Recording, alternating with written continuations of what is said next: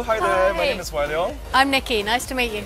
So today, we're going to be making a cocktail and cooking laksa. We're going to do a Singaporean style laksa, which is very different from many other laksas in Southeast Asia. There's tons of coconut milk, which gives it a creaminess without any dairy. And it all starts from the rempah, also known as the spice paste. In every rempah, everybody has their own secret formula. You're looking at things like turmeric, your belacan, fermented shrimp paste. You got your dried shrimp, dried chilies, buah keluak, candle nut. You got shallots. For aroma, you have galangal and lemongrass. For that backbone of flavour, you always have garlic. And just to spice things up a little bit, you've got coriander seed and star anise. We're going to take all the individual ingredients, slice them, throw them into the pestle and mortar. We're going to pound them till we get a paste. So what's the best way to pound it? You're looking at striking motions to flatten, and then once it's all flat, you grind. Once you finish pounding the rempah, you should get something like this. At this point, this is where you have to fry it. That takes about half an hour, and at this point, you can actually start the laksa proper. So now we're going to add the sambal to the pot, and we're going to get it heated up. This is going to be the base of our laksa gravy. Let it come up to a sizzle, release the oils. This stock is a mixture of chicken and prawn. I like to roast it almost Western style in the oven till it's really caramelized. We bring it up to the boil. At this point, we're going to add the coconut cream.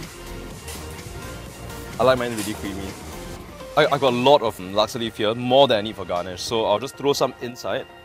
Gravy's good to go. Now it's just a simple matter of preparing all the other ingredients. We've got all our little additions to the laksa. We've got the tofu puffs, white noodles and yellow noodles, some boiled eggs, prawns, bean sprouts, fish cake, some poached chicken, leeks soaked in ice water, and now we can start to build the actual dish.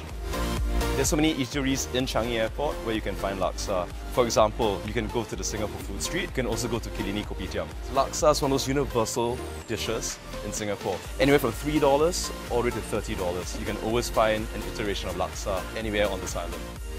And without further ado, this is a little piece of Singapore from me for you. Thank you, Chef. It looks great. I think we're still missing something. What's that? Some delicious drinks. Let's go sample some free cocktails at the Long Bar by Raffles. Let's go. At this bar, you can sample the Singapore Sling. Without further ado, let's have that drink. Let's start off with some macerated cherries, 45 ml of gin. The grenadine gives the Singapore Sling its classic red colour. Some cherry brandy adds to the red hue. So the Singapore Sling is pretty famous. Well, one of the most famous cocktails in the world. A bit of Benedictine Dom, this French herbal liqueur, a bit of Angus Ravidus, 20 ml of lime juice. If you like the Singapore Sling, it's actually quite convenient to try the full cocktail at some of the other bars in Changi Airport. For example, the Traveller's Cactus truck. I travel a lot and I come through Changi pretty regularly. It's always been one of my favourite airports. It's not every day you get to have a kind of cooking masterclass with such a great chef, and also the cocktails being mixed. It was fabulous.